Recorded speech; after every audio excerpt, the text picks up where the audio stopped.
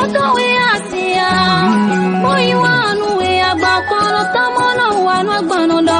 Mama je do we do seche ti kota menu we imoye akoye mana gbegbe nu we. Ni lo ma do we wa ho. Ure o maleko do ma o ti kota menu we imoye akoye mana gbegbe nu we. Ni lo ma do. Tata. Bonjour.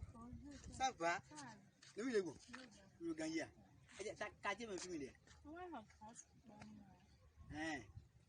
Ah, sinon mi plaît mi temps. Hein? Même plaît quoi? Ma oui, je veux maman dame. Oh, c'est derrière. Pourquoi ma dame? Tu as on c'est photo. C'est non. Photo est là, c'est derrière. Mais dame. Non, boka, non.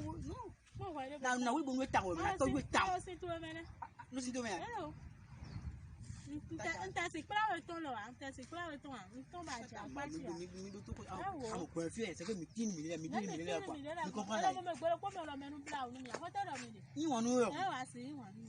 Tata ma tata mi bo ma ni bo mi bo.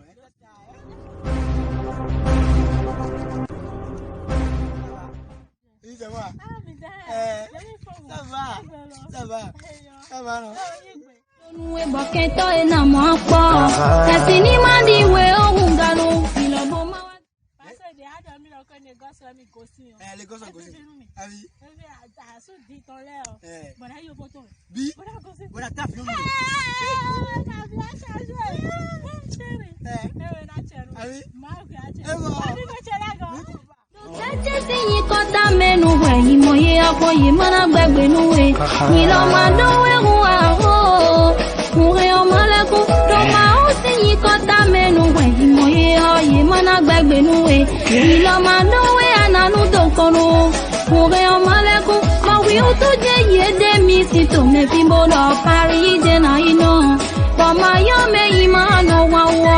Nko ibolewa bo wa ye wedo nu mi eje yin lodo nu we boketo ena mo po.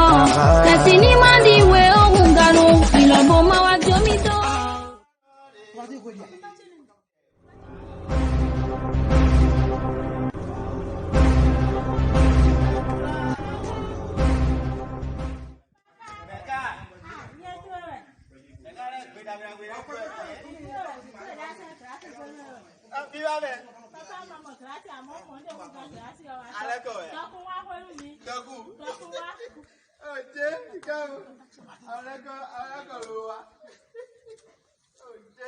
Papa,